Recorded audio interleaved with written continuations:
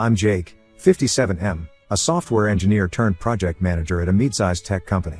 I have two adult children, Liam, 29M, and Sophia, 25F. Their mother, Sarah, passed away when the kids were 16 and 12, respectively, after a 2-year battle with cancer.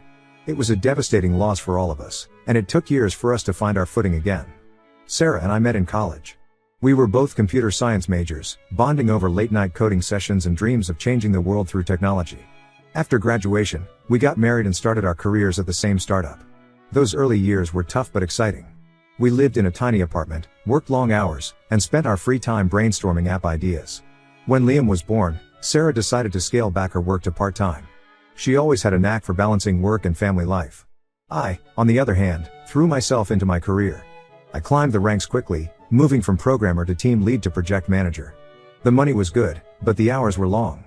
I often missed family dinners and school events, something I deeply regret now. Sophia came along 4 years later, completing our family. Those were happy years, despite the work-life balance struggles. Sarah was the glue that held us together, always finding ways to make even mundane weekends feel special. She'd organize family coding challenges, where we'd compete to create the silliest app in an afternoon. Liam and Sophia loved it, and I thought for sure they'd follow in our footsteps in the tech world. Everything changed when Sarah was diagnosed with stage 4 ovarian cancer. The next 2 years were a blur of hospital visits, experimental treatments, and trying to maintain some semblance of normalcy for the kids. I took a step back at work, using up all my leave to be there for my family. We drained our savings and even took out a second mortgage to cover the medical bills. Sarah fought hard, but in the end, the cancer won. Her death left a gaping hole in our lives. Liam, a teenager at the time, became withdrawn and spent more time gaming to cope with his grief. Sophia, still in middle school, clung to me desperately, afraid of losing another parent. I did my best to hold it together for them. I went back to work, putting in even longer hours to pay off our debts and secure our financial future. Looking back, I realize I might have used work as an escape from my own grief, leaving the kids to fend for themselves emotionally more than I should have. As the years passed, we settled into a new normal. Liam graduated high school and started college, studying computer science like his parents. Sophia excelled in high school, particularly in her media and communications classes. I felt like we were finally on the right track. But things took an unexpected turn when Liam dropped out of college in his second year. He announced that he was going to become a professional gamer, streaming on Twitch full-time. I was shocked. We had countless arguments about it. I couldn't understand how he could throw away the opportunity that his mother and I had worked so hard to provide. Liam moved out shortly after, determined to make it on his own. He couch-surfed with friends for a while before finding a small studio apartment. I watched from a distance as he streamed for hours every day, barely making enough to cover his rent. Despite my disapproval, I found myself buying him groceries or helping with bills when things got tight. Sophia, at least, finished her degree in communications. But instead of pursuing a traditional career, she decided to become a lifestyle influencer on Instagram. She moved in with her boyfriend right after graduation and spent most of her time taking photos and making videos. Her follower count grew slowly, and she struggled to monetize her account effectively. I tried to be supportive of their choices, remembering how Sarah always encouraged the kids to follow their passions. But it was frustrating to watch them struggle financially while refusing to consider more stable career paths. I suggested countless times that they look for steady jobs while pursuing their dreams on the side, but they always brushed off my concerns. The situation came to a head during our Thanksgiving dinner this year. It was always a bittersweet occasion since Sarah passed, but we tried to honor her memory by continuing her traditions. This year, I had prepared her famous pumpkin pie recipe, and as we sat around the table, memories of happier times filled the air. We were catching up on each other's lives when the topic of their late mother came up. Sophia, picking at her pie, asked if their mother had left them anything in her will. The question caught me off guard. I explained, for what felt like the 100th time, that their mother hadn't written a will. The cancer diagnosis had been so sudden, and in the chaos of treatments and hospital stays, legal matters had taken a backseat. What little savings she had in her personal account were used up during her illness. Liam, who had been unusually quiet throughout dinner, suddenly perked up. With a half-joking tone, he said, "Well, at least we'll be set when you kick the bucket, right, Dad? You've done well for yourself." I nearly choked on my coffee. "What do you mean by that, Liam?" He shrugged, avoiding my eyes. "Come on, Dad. We know you make good money. When we inherit it, Sophia and I will be fine. We can really focus on our careers then." I was stunned by his assumption. The casual way he talked about my death and their inheritance felt disrespectful not just to me, but to the memory of their mother and the struggles we had been through. In that moment, all the frustration I had been holding back came rushing to the surface. I put down my fork, took a deep breath, and decided it was time for some tough love. "Let me make something very clear," I said, my voice low but firm. "If you two continue on your current paths, you won't be inheriting anything from me. The silence that followed was deafening. Sophia's eyes widened in shock, while Liam's face flushed red with anger. I continued, I've worked hard for everything I have. Your mother and I struggled for years to build a stable life for this family. I can't in good conscience leave my hard-earned money to you if you're not willing to work for your own success. Sophia was the first to react. That's not fair, she exclaimed, tears welling up in her eyes. You're supposed to support us, not threaten us. Liam stood up abruptly, his chair screeching against the floor. This is bullshit, he spat. You're trying to manipulate us with your money. Some father you are. I remained seated, trying to keep my composure. I'm not trying to manipulate you. I'm trying to motivate you. I love you both, but I can't enable these unrealistic lifestyles anymore. You're adults now. It's time to start acting like it. The argument escalated from there. Sophia accused me of never understanding her, of always pushing her towards a life she didn't want. Liam brought up old grievances, claiming I was never there for them after their mother died. It felt like years of pent-up resentment were pouring out. In the heat of the moment, I said things I'm not proud of. I called their career choices childish fantasies and told them they were wasting their potential. Liam stormed out, slamming the door behind him. Sophia left soon after, mascara streaking her cheeks. I was left alone in the dining room, surrounded by half-eaten pumpkin pie and the ghosts of happier Thanksgivings. As the anger faded, doubt began to creep in. Had I been too harsh? Would Sarah have handled this differently? Since then, both of them have been giving me the silent treatment. Liam blocked me on all social media, and Sophia only responds to my texts with one-word answers. I've tried reaching out, inviting them over to talk things through, but they're not interested. I stand by my decision about the inheritance, but I'm starting to wonder if I approached the situation all wrong. Should I have been more understanding of their dreams? Am I holding them to unfair standards because of my own experiences? I miss the days when we could all sit around the dinner table and laugh together. I miss the easy relationship I used to have with my kids. But I also worry about their futures and can't shake the feeling that I'm watching them make huge mistakes. So, Reddit, be honest with me. Am I the asshole for being blunt about their inheritance and trying to push them towards more stable careers? Or am I just a concerned father doing what he thinks is best for his kids? Update 1. It's been a couple of months since the Thanksgiving blow-up, and a lot has happened. I wanted to give an update on the situation with my kids. After weeks of silence, Liam finally reached out to me. He asked to meet for coffee, and I agreed, feeling a mix of relief and apprehension. We met at the local diner where we used to have our father-son breakfasts when he was in high school. Walking in, I was hit by a wave of nostalgia, remembering the gangly teenager who used to inhale stacks of pancakes while excitedly telling me about his latest coding project. The Liam who sat across from me now looked tired and stressed. His hair was unkempt, and there were dark circles under his eyes. As we talked, he confessed that he'd been struggling more than he let on. His streaming career wasn't taking off as he'd hoped. He had a small, loyal following, but it wasn't enough to pay the bills. He was falling behind on rent and had maxed out his credit card. We had a long, honest conversation about his future. I listened without judgment as he shared his fears and aspirations. He admitted that he missed the sense of accomplishment he used to get from solving complex coding problems. At the same time, he was afraid of feeling like a failure if he gave up on his streaming dream. I shared some of my own early career struggles, telling him about the startup Sarah and I worked for that went bust, leaving us jobless and in debt. I talked about the fear and uncertainty we felt, but also how we supported each other and eventually found our footing. By the end of our talk, Liam agreed to look for a part-time job in tech to supplement his income while he continued streaming. It wasn't exactly what I had in mind, but it was a step in the right direction. As we were leaving, he gave me a quick, awkward hug, the first in years, and I felt a glimmer of hope. Sophia, on the other hand, remained distant. Her Instagram posts continued as if nothing had happened, a stream of carefully curated photos showcasing a seemingly perfect life. But I noticed a change in her content.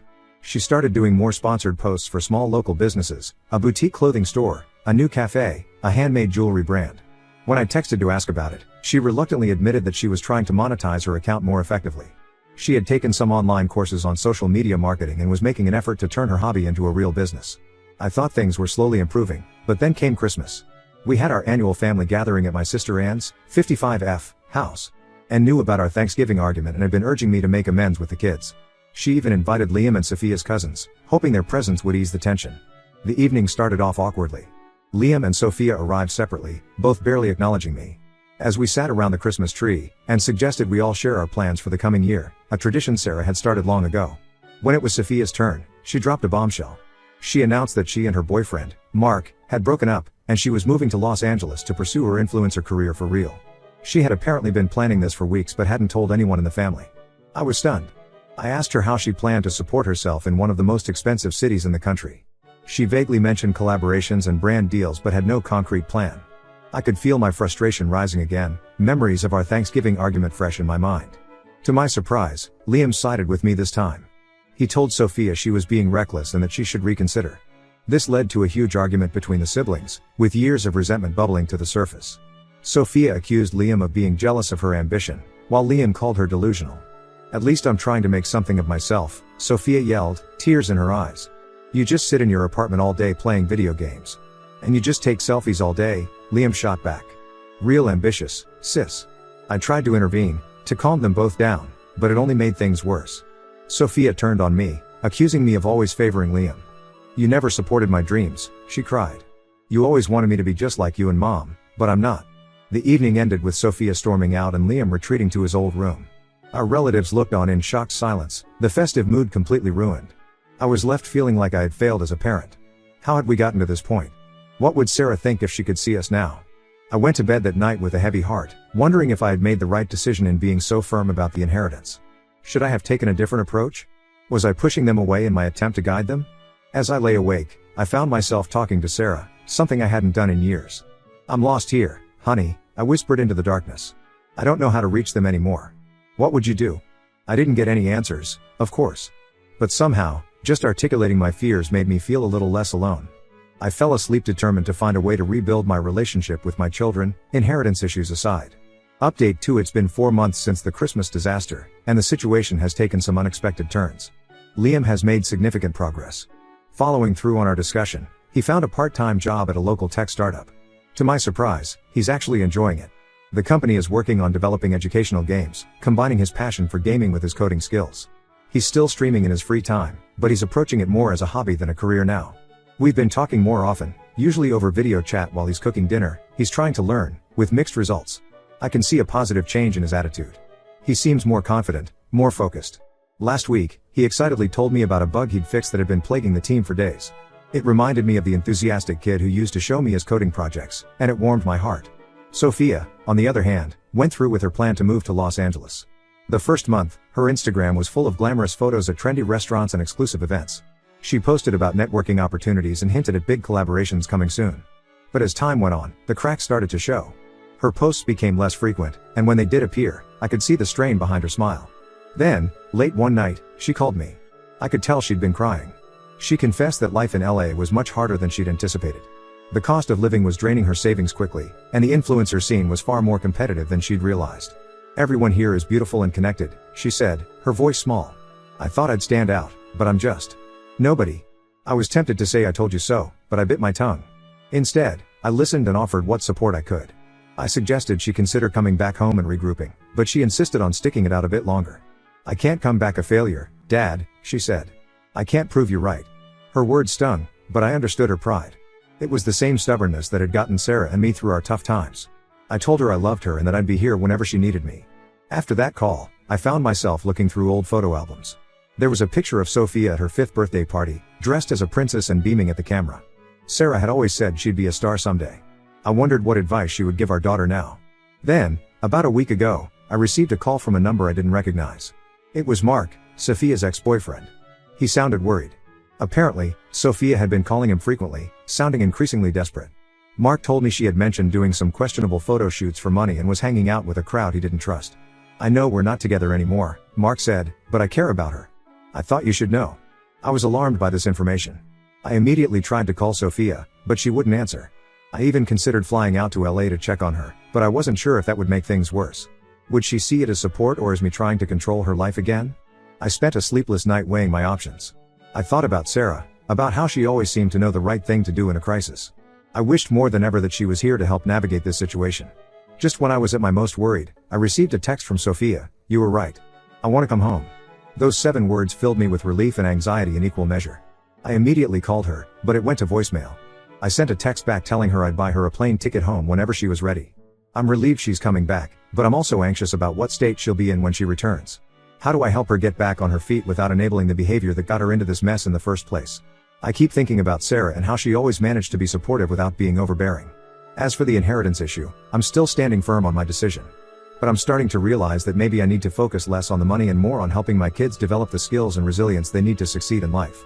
Sarah and I didn't build our life on an inheritance. We did it through hard work and supporting each other. That's the real legacy I want to pass on to Liam and Sophia. I've started looking into family counseling options. Maybe having a neutral third party could help us communicate better and heal some of the wounds we've all been nursing. I don't know if Liam and Sophia will agree to it, but I have to try something. In the meantime, I'm preparing for Sophia's return. I've cleaned up her old room and stocked the fridge with her favorite foods. It's a small gesture, but I hope it shows her that despite our disagreements, this is still her home and I'm still her dad. I'll update again once Sophia's back and we've had a chance to talk. Wish me luck, Reddit. I'm going to need it. Update 3. It's been half a year since this whole saga began, and I wanted to provide one final update. Sophia has been back home for 2 months now. The day I picked her up from the airport was emotional, to say the least. The girl who walked through the arrivals gate was a far cry from the confident influencer who left for LA. She looked tired, her designer clothes wrinkled from the flight, and when she saw me, she burst into tears.